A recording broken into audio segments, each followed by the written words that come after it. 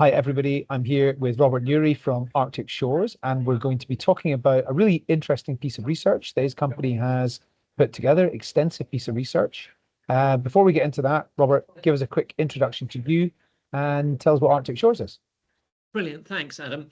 So I'm Robert Newry, Chief Explorer at Arctic Shores. We are a task-based psychometric assessment company, and I set it up 12 years ago because I fundamentally believe that the best way to understand somebody's suitability for a role is to get them to show you what they can do rather than tell you what they can do, which is why Arctic Shores refers to itself as a task-based psychometric company rather than just a psychometric company, because we don't ask questions. We get people to show you through tasks what they're capable of.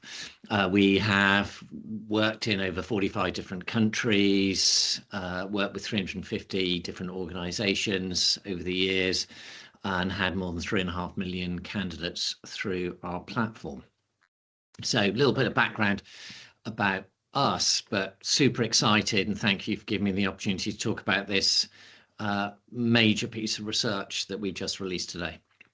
Absolutely. So 1,100 candidates, 560 hiring managers, talent acquisition leader interviews, and what you've produced is the State of Volume Hiring 2026. Tell us about what you've learned and what everybody should know about. Yeah, it was the driver for the research was that we were having lots of conversations, both me personally, but obviously various of the Arctic Shores team with customers too, about the rapid increase in volumes in candidate applications and the stress that was putting TA teams under. And we noticed that all the debate was really just about volumes are increasing. And so, what are TA teams going to do about it? And a lot of the answers were shorten recruitment time frames, or it was use detection tools. But we felt that there was something more that this increase in candidate volumes was creating as a challenge for recruitment. And with the arrival of AI, we really are at quite a pivotal time.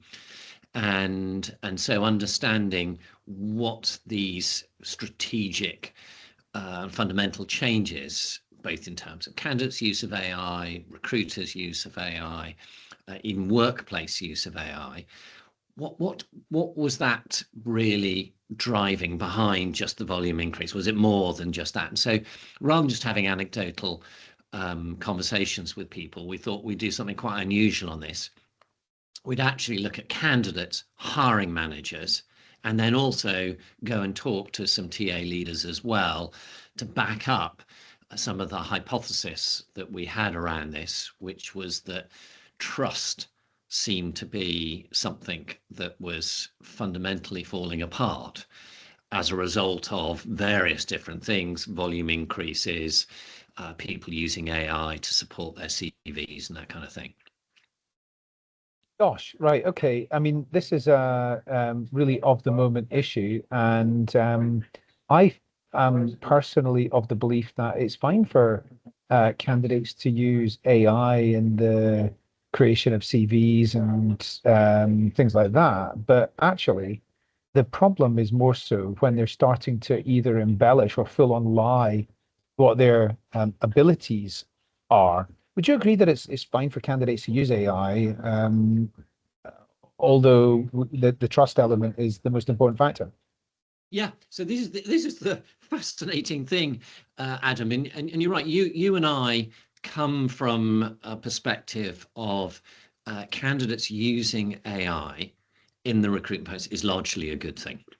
They're going to be using it in the workplace, and companies are encouraging them that. So it would seem odd to say that using it as part of the recruitment process is bad. And some of the research actually that we've got shows that black candidates use AI to support making a better application because they lack the networks of other ethnicities, and so it levels the playing field for them. So there's lots of examples as to why AI should be good, but, and this is the but around all of this, there is a massive difference between candidates' perspective on how AI is being used in recruitment, and, as it turns out, hiring managers' view of candidates' use of AI too.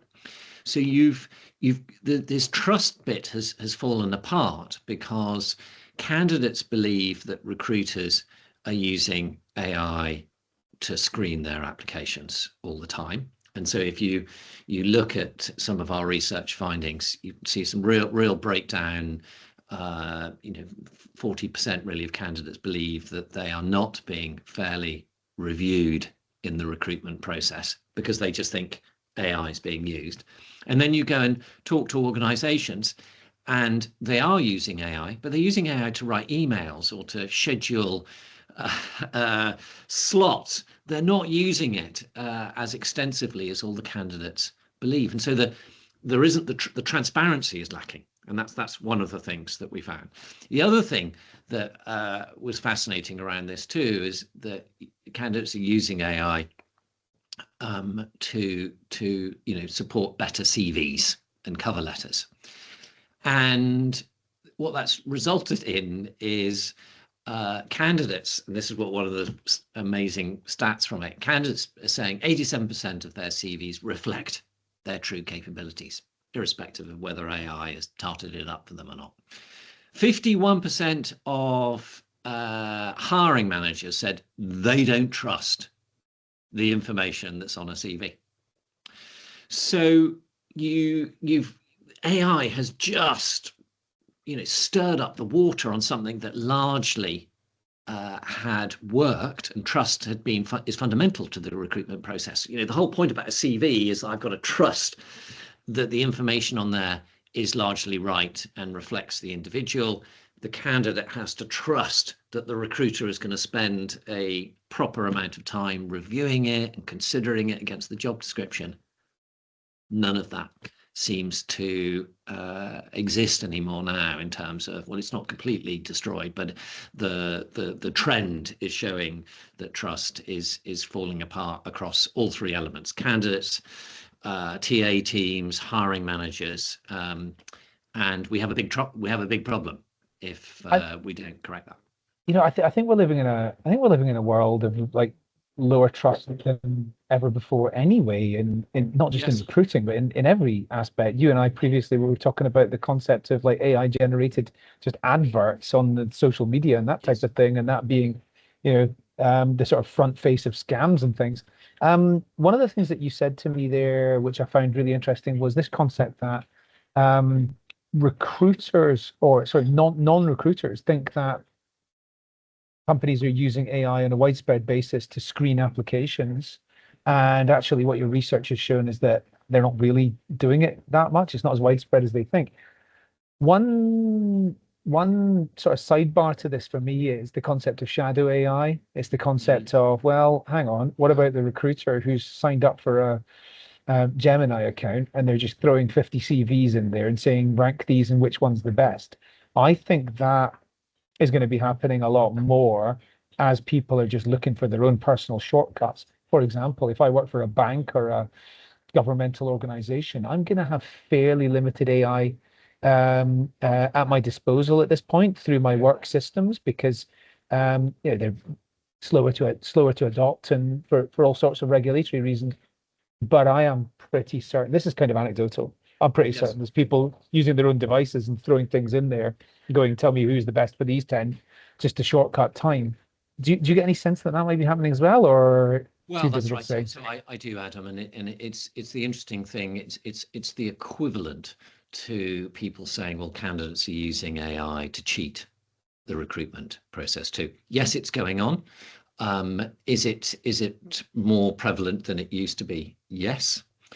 But in a lot of the organizations that we spoke to, the compliance and governance guardrails that are being put in place means that there was a degree of that shadow AI going on, but increasingly organizations have realized that's a disaster, and the legal ramifications and likely legal bills. You've got the whole GDPR, EU AI Act that's coming out, let alone, you know, the standard legislation around Equality Act that you can just see that there'll be legal cases, and you've already got the sort of Mobley case that's going on in the US around that. So I think people are very worried about that. The biggest, which is why it's the number one, you know, there are 3 recommendations from the report based on the research findings in this. The first one is transparency, and I think we're going to have to not only be clearer about where we use AI and how we're using AI in the process, and that should be stated on the career site, but it also, I think, how decisions are being made. The only way that we'll get trust again is if with greater transparency and clarity around that. And in the past, you know, the career sites just said, oh, you'll be doing these things, and there might be, this is what we think good use and bad use of AI is. That's not enough. That's what our research findings were saying. You've actually got to be much more upfront about what's going on, because otherwise you end up with this sort of shadow world where, well, I read the BBC, and people are using AI CV screening bots left, right, and centre. It's perhaps a bit unfair on the BBC because they're normally pretty good on their research on this sort of thing, but it's that kind of stuff in the media, and we were talking about that as we talked earlier. So it's that element of, well, this is the noise that's going on out there, and you've got to lean into it to say, you know, this is actually what we're doing. I think the other big challenge, and again, what we have to address around is signal quality. So if everybody is using AI to enhance their CV, and the CV is talking about skills that will be out of date in 2 years, possibly even 12 months, then really, what is the point of a CV? You and I have had that debate on the podcast on this, but for me, that's you know, signal quality. What's the purpose of a CV is something we're going to need to focus on, because what we used to rely on in the past, we can't rely on in the future.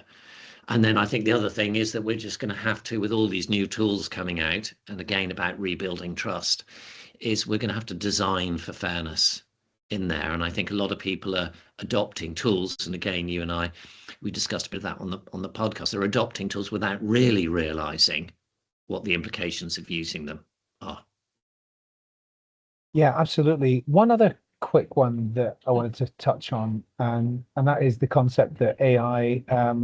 You mentioned in your research that Black people are using AI more than other ethnicities in Yes. order to you know, create good CVs and deal with their applications, because perhaps they don't have the same network as certain people from other ethnicities do.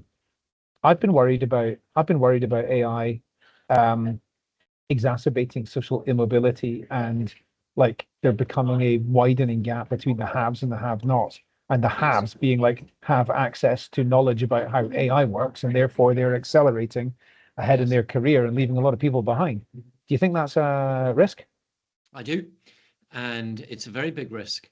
And you see some of the advanced tools that are available, tools that you can pay for, that will give you an advantage, which is why we talk about signal quality in all of this, because to your point on this, while certain groups are using AI to level the playing field, they're using the base level, and quite quickly, and as a few people have written about this, that if you have access to more advanced tools, certainly education now, I think between the private sector and the state sector in terms of prompt engineering, how you can extract the best out of the AI tools, will create a divide on that, and it is something we have to watch out for.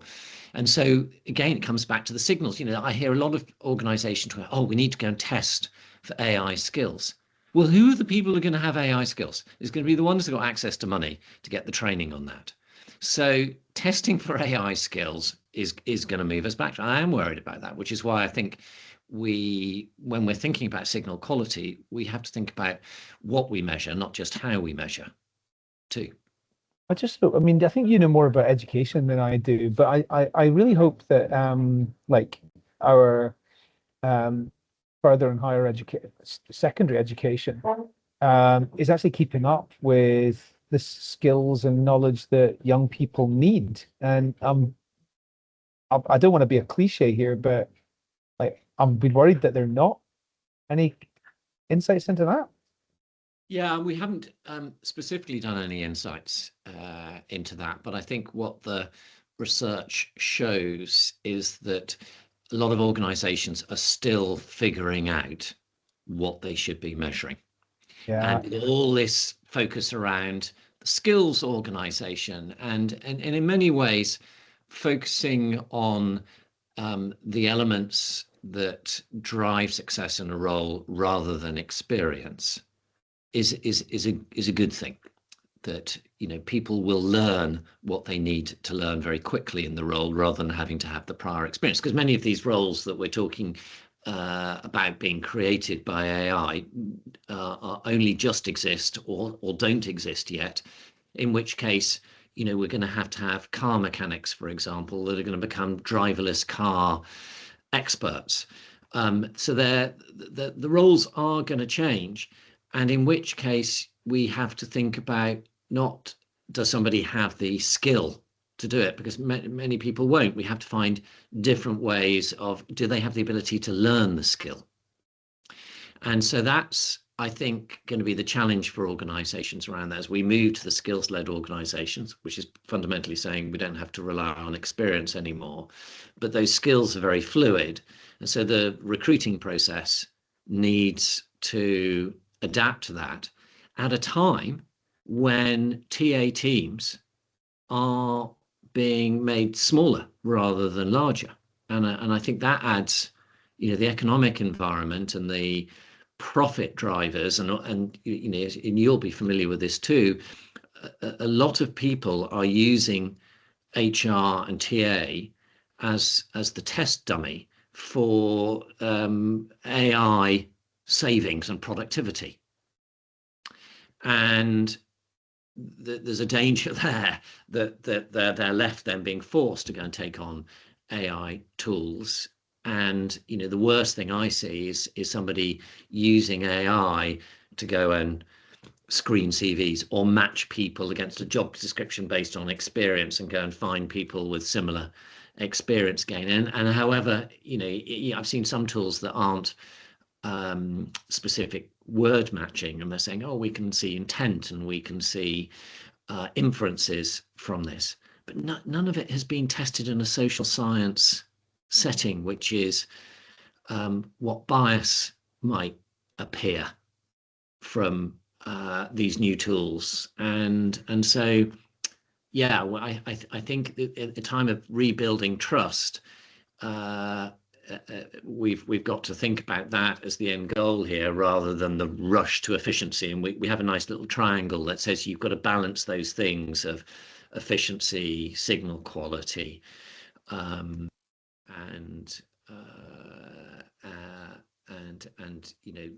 candidate experience.